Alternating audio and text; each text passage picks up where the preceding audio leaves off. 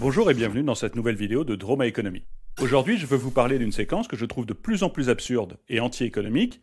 Je veux parler de la fermeture dans les hypermarchés et les supermarchés de tout ce qui est commerce non alimentaire. Repartons au démarrage. Devant la crise du Covid-19, l'État a donc décidé de nous reconfiner et de fermer tout ce qui est petit commerce.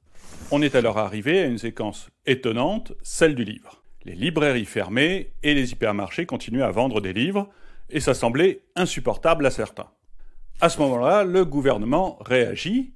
Il aurait pu choisir de réouvrir les librairies. Après tout, dans une librairie, je ne sais pas pour vous, mais on voit rarement une foule immense se presser pour acheter des livres. Et on peut très bien imaginer que les libraires aient une jauge, c'est-à-dire un certain nombre de personnes qui peuvent rentrer en même temps dans leur librairie. Et au lieu de choisir cette mesure de liberté, c'est-à-dire réouvrir les librairies, on a préféré fermer les librairies dans les supermarchés. Et aujourd'hui, si vous allez dans un hyper ou un super, vous verrez une magnifique bâche recouvrir tous les livres. C'est totalement absurde. Prenons l'exemple de Patrick Riot, que tout le monde appelle Pat.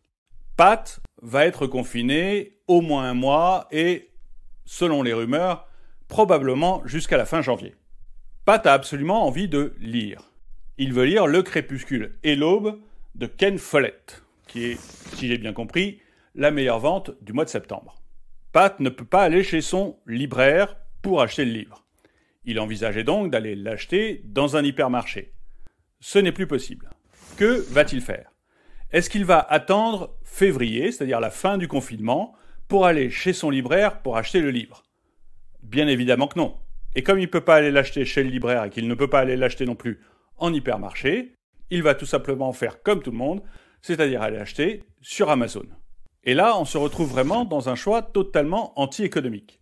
C'est-à-dire que le libraire ne va pas du tout en bénéficier, l'hypermarché ne va pas du tout en bénéficier, mais c'est Amazon, le géant américain, qui va en bénéficier. Où est la logique économique? Et le plus drôle, c'est que j'ai lu un tweet d'Alexis Corbière, de la France Insoumise, qui se vantait d'être à l'origine de cette proposition de fermer les rayons livres dans les hypermarchés. La France Insoumise fait maintenant le jeu d'Amazon. On est complètement en absurdie. Alors, suite à ce choix déjà complètement grotesque pour les livres, les marchands de jouets se sont dit « mais pourquoi pas nous ?» Après tout, nous, marchands de jouets, on n'a pas le droit d'ouvrir, demandons à ce que les hypermarchés ne puissent pas non plus vendre de jouets. Et là, le gouvernement a sorti que petit à petit, absolument tous les petits commerces allaient faire leurs demandes. Et comme pour les livres, on avait choisi de fermer, on allait devoir fermer petit à petit tous les rayons et on allait être totalement ridicule. Donc Jean Castex, le Premier ministre, hier, a choisi d'être ridicule une seule fois, fermer absolument tout ce qui n'est pas alimentaire dans les hypermarchés et les supermarchés. Et là encore, c'est totalement absurde, pour plusieurs raisons. D'abord, Pat, en plus d'être un grand lecteur, est obligé de s'acheter des chaussures ou un aspirateur. Est-ce qu'il va attendre janvier pour enfin pouvoir faire le ménage chez lui? Bien évidemment que non. Donc que va-t-il faire? Eh bien, il va se retourner également vers Amazon et acheter ses chaussures et son aspirateur chez Amazon. Qui aura bénéficié de tout ça? Pas le petit commerçant, pas l'hypermarché ou le supermarché, mais encore une fois, Amazon. Et si je cite Amazon, c'est pas pour faire de la pub Amazon, c'est que Amazon représente 50% des ventes, tout confondu, hypermarché, supermarché, petit magasin et Internet dans le multimédia, 44% sur les jeux et jouets, 42% sur les arts de la table et 36% pour tout ce qui est puériculture. Tout ce que fait le gouvernement actuellement en fermant le commerce non alimentaire dans les super et les hypermarchés profite donc en premier à Amazon. Et non seulement il fait tout pour profiter à Amazon, mais en plus il déstabilise tout l'équilibre financier des supermarchés et des hypermarchés. Parce que les ventes de non alimentaires, dans les hypermarchés, ça représente 20% du chiffre d'affaires, 1/5 de leur chiffre d'affaires, et dans les supermarchés, ça représente 13 à 14%. On a donc des magasins qui vont ouvrir en supprimant 20% de leur chiffre d'affaires.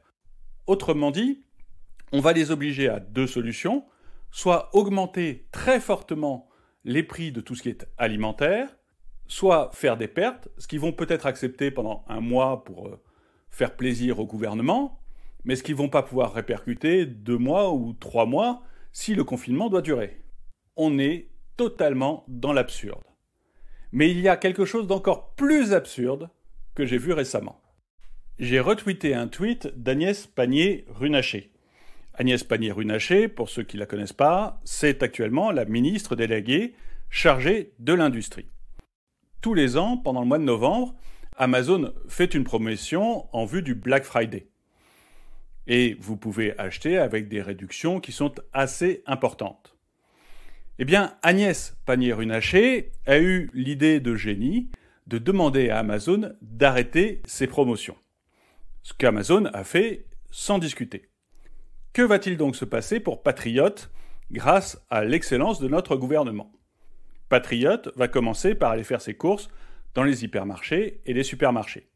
Ceux-ci ont été obligés d'augmenter leur prix tout simplement pour être juste à l'équilibre, puisque 20% de leur chiffre d'affaires a été supprimé sur décision de l'État. Donc Patriot va acheter ses bananes, ses produits alimentaires plus chers. Il dit déjà merci au gouvernement. Suite à ça, Patriot doit toujours s'acheter son aspirateur, ses chaussures et son livre. Il va donc sur Amazon. En principe, actuellement, il n'aurait pas de promotion sur le livre, par contre, il aurait des promotions peut-être sur les aspirateurs et les chaussures. Il n'en a pas grâce à l'intervention magnifique de notre ministre qui s'en est vanté sur Twitter. Il va quand même acheter son aspirateur et ses chaussures. Il ne va pas finir le confinement pieds nus dans une maison dégueulasse. Et il va être obligé de l'acheter plein pot. Et là, tu m'étonnes qu'Amazon ait accepté la demande du ministre de ne pas baisser ses prix pendant la période du confinement. C'est trop beau. Quand le ministre vient vous dire « faites payer plein pot vos clients », plutôt que de leur faire des réductions. Vous dites oui, surtout si le ministre a veillé avant à ce qu'il n'y ait plus aucun concurrent ouvert sur le sol français. Résumons donc cette séquence d'économie inversée. Les petits commerces ne vont pas gagner 1 centime de plus. Les hypermarchés et les supermarchés vont avoir un business model déséquilibré.